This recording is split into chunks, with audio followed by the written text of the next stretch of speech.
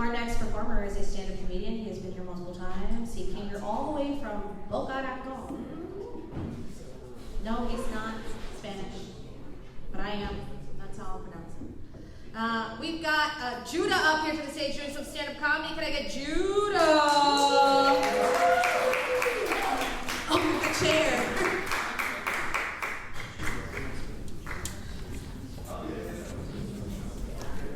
No, I you want stand? I need this. You need it?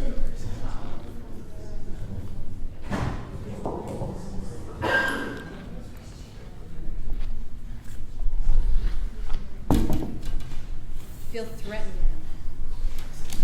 and excited all at the same time? A lot of things. I hate stand-up comedy. I hate doing stand-up comedy. All right. The reason why I'm here is because my therapist said it would be good for me. So,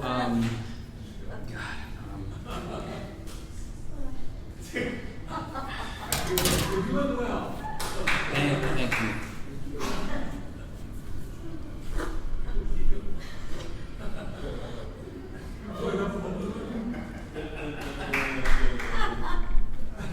My therapist said it calms me down if I blow up a balloon. So, if it's okay with you guys.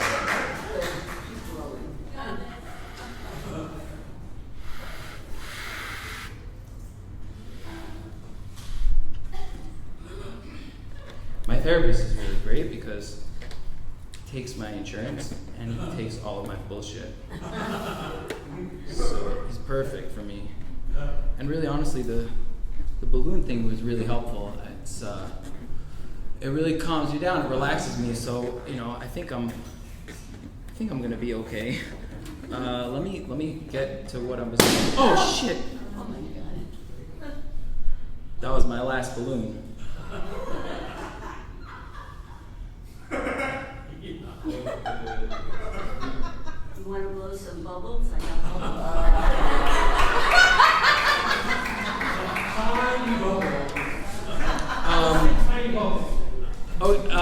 Okay. No. I'm trying to remember. My therapist did tell me. He told me that if I was ever in a bind, I could call him. So if it's cool with you guys, you give me a second here.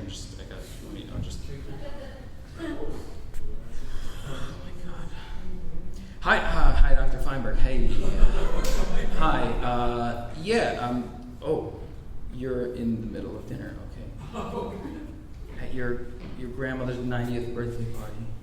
Okay. Twin brother from Ottawa's in town. Oh, so you're not with a client. So good. So you can speak. Why didn't you tell me you have a twin brother? Right. Boundaries. You taught me that. You taught me boundaries. Hey, listen. So, no, I had the balloon. Okay. Yes, I did not bring a backup balloon. Yes. Is it okay if I keep you on the line and I'll do my set? It'll just give me comfort if I know you're here, Okay. All right. Cool. Thank you. All right. So hang on. Don't go anywhere. All right, Doc. You can hear me. All right. So, all right. Thanks a lot, Doc. I love you. Okay. We'll process that later. Not right now. I do improv and stand-up, and I really like doing improv, and I really don't like doing stand-up. It's so much easier for me to get on a stage and have nothing prepared, where if you make a mistake, it's hey, that's funny, he made a mistake. And if you don't make a mistake, it's hey, that's so cool, he just made up that whole thing on the spot. But with stand-up, it's a lot of pressure, So I started taking improv classes with these people, actually, with This Is Improv people. Let's get a round of applause for This Is Improv.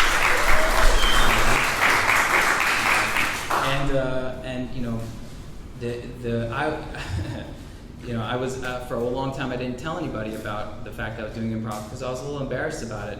And then at a certain point I decided I'm going to tell my friend. He said, "What's new?" And I said, I actually came out as an improviser this week.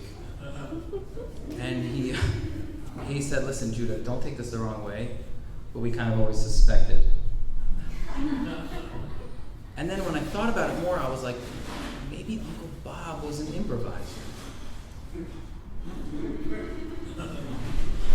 So I did a lot of improv, and that helped me with a lot of my nerves. And when I went to This Is Improv, it was a new experience for me, because before that, all I would hear was, "This is inappropriate."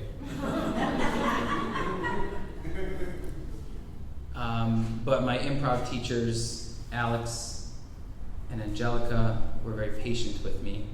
Believe it or not, I was the only person in improv history that they said, "You need to opposite of loosen up right now. You need to tighten up. You are too loose."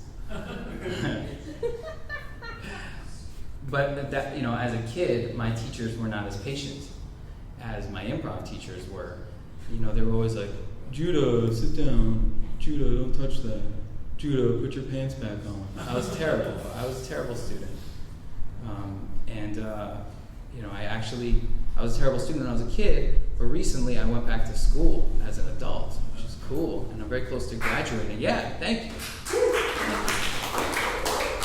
I'm very close to graduating with a doctorate degree, and it's wild. And, I was talking to my wife the other day, and I said to her, everything going on, me getting so close to graduating, I just want to tell you, I could not have done this without Adderall.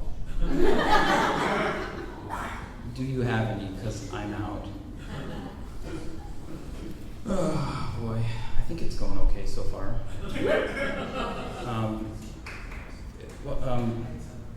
Is it okay if I just check? Yeah. No, it's going good. I think it's going good. What does that have to do with anything? Oh, so you think my stage fright is from when I peed my pants during a talent show when I was in 5th grade? It's an interesting theory. I mean, it didn't help me right in this moment. Kind of made it worse, I think. Now I want to look down to see if I peed my pants before I came on stage. Yeah, okay, all right. You're hanging on. Hang on. Thanks so much. Thanks again. Ooh, it's going okay, I think. So I am actually a therapist myself. Every therapist needs a therapist. Yeah. Every therapist needs a therapist. The same way every gynecologist needs another gynecologist. It's not a shock. I don't know. I just don't think they do it at the same time. That would not go well. But as a therapist, there's a lot of different types of therapists. There's social workers, psychologists, mental health counselors. But at the end of the day, we're all the same. We're all just waiting for the hour to be up so we can go pee. Yeah. And sometimes as therapists, we refer to the therapy hour as the 45-minute hour.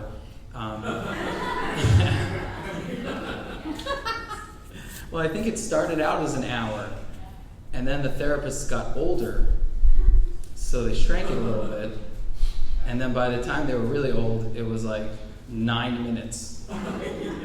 Yeah.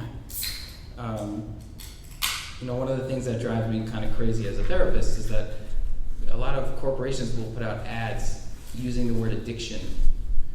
Like, our product is so addictive, our game is so addictive, and I don't like that, because come on, man, addiction's a disease. Like, you wouldn't say, "Our coffee's so good, it's like cancer." You wouldn't say that. You wouldn't say that. It drives me a little bit nuts. But I'll tell you another thing that drives me nuts. You're still there? What drives me nuts is when people say, like, blank is my therapy, like, rock climbing is my therapy, when what they actually need is therapy. Therapy should be your therapy. Yeah.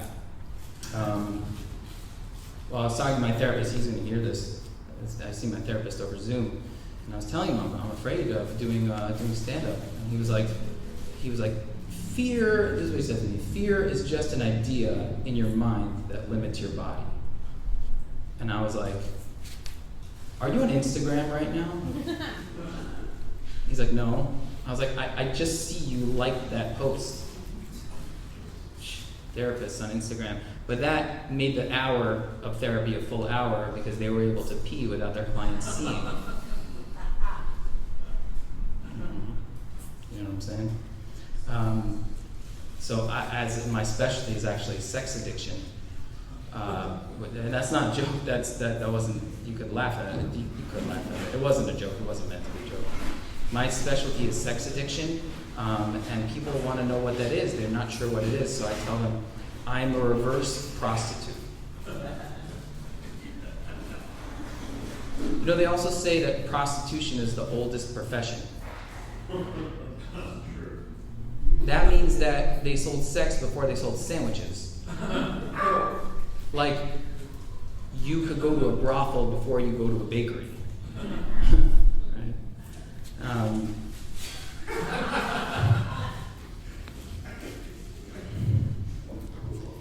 A couple more. Hang on the line there, Doc. My therapist told me that I should reparent myself because of everything that happened to me during my childhood. But I was like, well, if everything that happened to me was having shitty parents, how would I know how to parent? It's kind of circular, man. But parenting is very tough. I got kids. I got little kids. You know, parenting back in the day used to be like, now finish your homework before you go outside and play.